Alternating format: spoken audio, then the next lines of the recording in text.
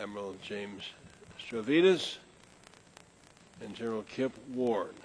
It's great to have each of you here, and we thank you each for the work that you do, and as well as for the young men, young women within your command. General Craddock, I remain deeply concerned about our efforts in Afghanistan. There's been a great deal of discussion about NATO's ability to lead the fight there, hampered in part by the caveats that many of our NATO allies have placed on their troops. And recently you said, these caveats, like shortfalls, increase the risk to every soldier, sailor, airman, and Marine employed in theater. General, I couldn't agree with you more, and I have serious concerns about these caveats in NATO's unfulfilled commitments. But also believe the United States can and must demonstrate better leadership in Afghanistan. We're deploying an additional 3,400 Marines to shore up the fight in the South and train and equip the Afghan National Security Forces. But when our military and the civilian leadership says that in Afghanistan we do what we can rather than do what we must, I think that sends a strong signal to Europe that we ourselves are not completely committed to a successful outcome. I would have you address that. General Ward, Admiral Stavridis, our committee has given a great deal of thought recently to the roles and missions of the armed forces and the weakness in the interagency system.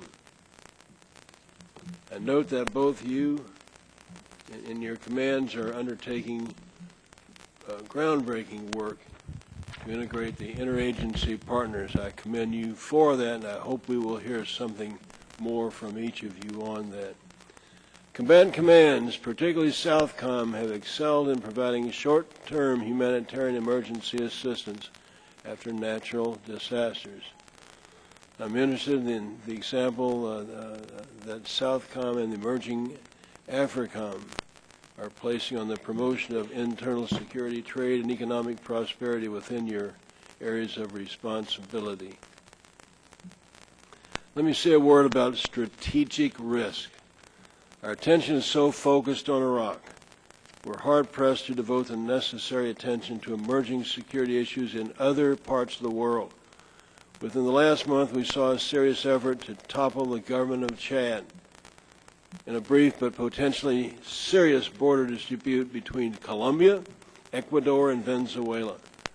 We must rebalance our military to be prepared for these sorts of unexpected challenges in the event that they turn into truly serious contingencies. Now, before I recognize any of you gentlemen for your testimony, I ask my friend who's serving as ranking member today, Jim Saxton, gentleman from New Jersey, for any statement. Thank you very much, Admiral. Chairman Skelton, ranking member, all the members of the committee, thank you very much for taking the time to come and listen, to ask us questions, and to have this dialogue and discussion. I have to echo John Craddock. I feel very blessed to be here with John Craddock and Kip Ward, two fine professionals. In fact, I feel very safe as a Navy guy to have two Army 4-stars on either side of me. I'm often told that, Admiral, what you're doing is important because this part of the world is America's backyard. I don't think that's quite the right expression. It's not our backyard. It's our home that we share together here in the Americas. And so in this vibrant and diverse part of the world where $1.2 trillion of U.S. trade and economy goes, where there are many challenges, I think it's important that we focus as a nation and that I at SOUTHCOM focus as your senior military commander in the region on an area of the world that I believe will be of increasing importance as days go by. There are enormous challenges, starting with poverty, but also drugs and illegal trafficking, which the chairman alluded to. Terrorism, we see both narco-terrorism on the part of the FARC in Colombia, as well as nascent, the beginnings of Islamic radical terrorism. We see violence and crime.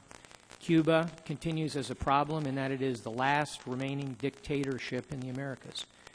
Every nation in this region is a democracy save one, and that is Cuba. Haiti continues to be a nation that is trying to overcome extreme challenges of poverty, and today United Nations forces there, and I hope to talk about some of their successes. And lastly, we're all aware of the regional tensions that have riven this region over recent years, most recently, as the chairman alluded to, tensions between Colombia, Ecuador, and Venezuela. Thankfully, those appear to be diminished, but I'm happy to talk about them today. At SOUTHCOM, we approach our military-to-military role in ways that try and address some of these unique challenges in this region, responding to natural disasters, working on the counter-narcotics problem, but in an interagency way with the DEA, with the Coast Guard, with other interagency partners. We conduct large exercises like Panamax, which focus on defending the important Panama Canal from potential terrorist attack. That's an exercise with 20 partners. It's in every sense an international and an interagency sort of event.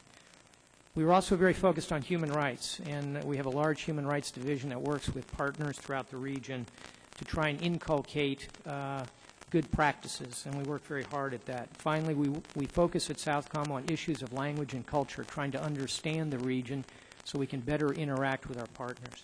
So we're doing, I think, a reasonable job for you. I'd like to talk about that today and take your questions. Again, I thank this committee for its support to SOUTHCOM, to the Department of Defense, and above all to the men and women who serve our nation at sea, ashore, and in the air. Thank you very much.